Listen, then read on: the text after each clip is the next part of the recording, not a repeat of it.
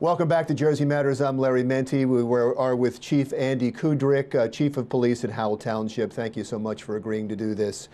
Let's talk about Parkland and how it relates to New Jersey. Does your department look at what happened in Parkland, what went right, what went wrong, and learn from that? Yes. Any incident, critical incident, such as a school shooting or a terrorist incident, we do a debrief on it. As soon as Parkland happened, my training staff was on open source documents. They were watching the news, taking down notes, watching video footage to see what the officers did right, improvements that could be made. And what did you take away from it? Our officers know, just from the backlash that's happening now in Parkland, that whether you're the first officer on the scene or you're the fourth officer on the scene, you are immediately going in. You cannot wait for those backup officers. The longer you wait, the more kids and staff are going to be killed. So we know there was one deputy from Broward County that waited outside. He's on surveillance. Now, we're hearing now it may be as many as 4. Is that a breakdown in the department when so many people don't go in? And if so, there's calls for the sheriff to step down. How do you feel about that? So there was obviously a breakdown somewhere. Since Columbine, every officer is trained that you go in. You have to go in. If you're that first officer on the scene, if you're an officer that's there, you have to immediately go in and address it. That was just the last breakdown in a series of breakdowns that went over 7 years. And a couple of things happened. It seemed like the trouble with this kid, Nicholas Cruz, never got into his background check, so he was able to buy a gun. That's one big problem. And number two is there were so many agencies involved. The FBI, the Department of Children and Family Services, local police, the school, everybody was involved, and it seems like nobody was talking to each other. Is that a problem in New Jersey as well? You know what, I think it's a problem anywhere, and it's incumbent upon all those agencies to regularly come together. And I can tell you this, in New Jersey has phenomenal law enforcement. The officers are highly trained. We have a lot of resources available to us. On a local level here in Howell and also in Monmouth County, we're all on board. The Monmouth County Chiefs of Police Association, we regularly meet, we regularly train all together. We have actor-shooter partnerships. So you're confident, let me just stay on that point for 1 second. You're confident that if there was a Nicholas Cruz-like character in town and somebody was called and checked him out and said, hey, this kid's a potential problem, you'd know about it even if it was another agency? Yes, the way our law enforcement, how we share our resources, yes, absolutely. We take the smallest complaints, what you may find to be small. It could be something big to us. It could be that missing, that puzzle piece.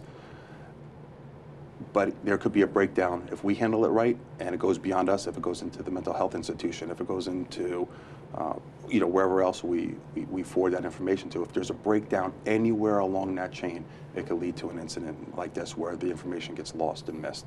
Are you confident that the schools under your watch are safe now? So I'll say this. If you looked at it from your perspective or from another law enforcement agency, you would say Howell Township is doing it right. Howell Township is the model for all agencies to follow. Now, the chief's perspective, I don't think I'll ever be comfortable. I know my officers will do the right thing. They're highly trained, but I'm always thinking, how can I make it better? Every single day, right before I come into my office, I pass by a certain amount of schools in our town on my way in. And that's the primary concern of me as a chief of police, is how the heck do I protect those kids and the staff inside that school, the most vulnerable? What else can I do? Every day goes through my mind. So realistically, should I be comfortable? Yes, I should say my schools are highly protected. If a situation should evolve in it, I know it will be dealt with accordingly, not only by my officers, but by the staff as well and the students.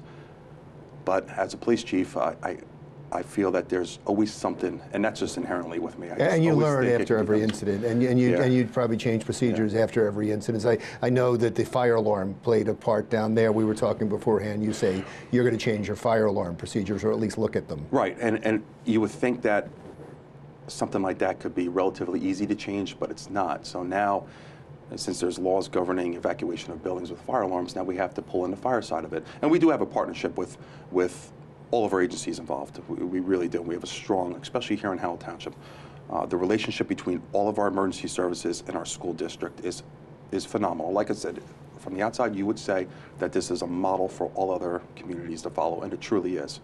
But there's always room for improvement, such as you talk about the fire alarms. Now we have to start looking at other ways to protect the kids. So I would say that there are more occasions where that fire alarm is being pulled and kids are being killed, rather than that fire alarm being pulled and there's actually a fire.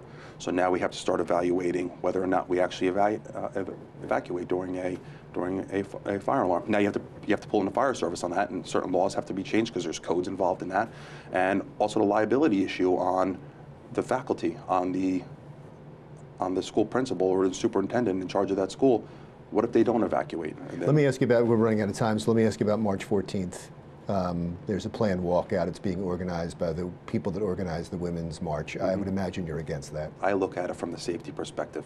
I want those kids to assert their rights against gun violence and school violence. And us in here in Howell, listen, I'm all for it. If I can have those, I'll involve those kids in all my security precautions. But what they're doing is they're evacuating, they're putting themselves at risk by... At all exits, coming out at all exits, standing outside for... Right. Now, my resources have to go there to protect the kids.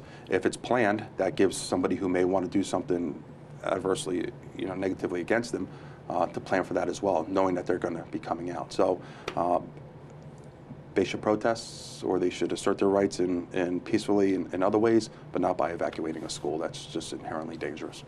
Chief, I appreciate your time. Thank you, sir. Thank you so much. Chief Andy Kudrick, the Chief of Police in Howell Township, New Jersey. Jersey Matters continues right after this. When we come back, we've been talking about school safety, but thousands across the country are dying from a flu epidemic. We'll give you an easy way to protect yourself when Jersey Matters continues.